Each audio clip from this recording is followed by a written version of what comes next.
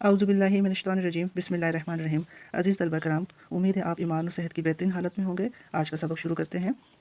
सबक शुरू करने से पहले क्या आप मुझे बता सकते हैं कि हर साल 23 मार्च को हम कौन सा दिन मनाते हैं? जी हाँ, बिल्कुल दुरुस्त कहा।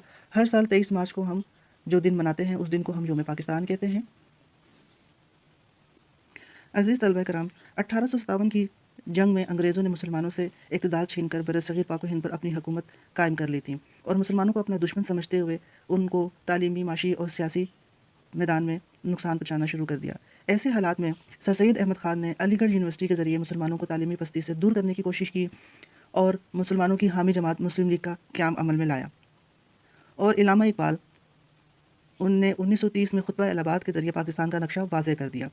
बरतानवी हुकूमत ने 1937 में आम इंतखाबात करवाए जिसमें मुसलमानों की हामी जमात मुस्लिम लीग को शिकस्त हुई और हिंदुओं की हामी जमात कांग्रेस को कामयाबी हासिल हुई। चुनांचे कांग्रेस ने मुस्लिम दुश्मनी का सबूत देते हुए हिंदी को कौमी ज़बान करार दिया और गाय की कुर्बानी पर पाबंदी। इन हालात में मुसलमानों ने पाकिस्तान के हसूल की जद्दोजहद तेज़ कर दी और आखिरकार 23 मार्च 1940 को शेर बंगाल मौलवी फजलुल हक ने लाहौर के मंटो पार्क, जिसे आज इकबाल पार्क भी कहा जाता है, यहाँ पर एक करारदाद पेश की। इस करारदाद को करारदाद पाकिस्तान भी कहा जाता है।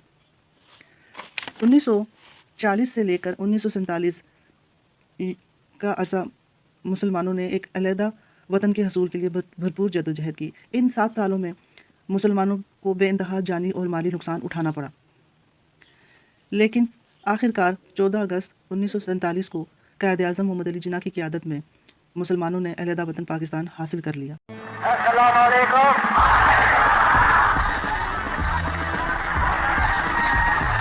भाइयों और बहनों, पाकिस्तान हासिल करने के लिए हमने बहुत कुर्बानी की है।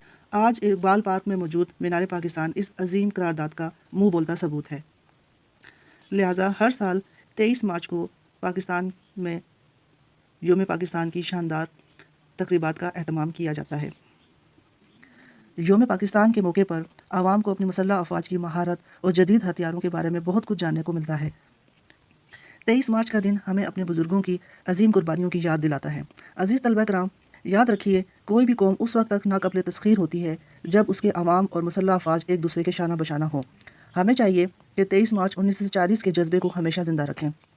उम्मीद है आपको आज का सबक समझ आ गया होगा। अगले लेक्चर में हम इसके किताबी मश्क और सवाल जवाब करेंगे। अपना बहुत ख्याल रखिएगा। अल्लाह हाफ़िज़।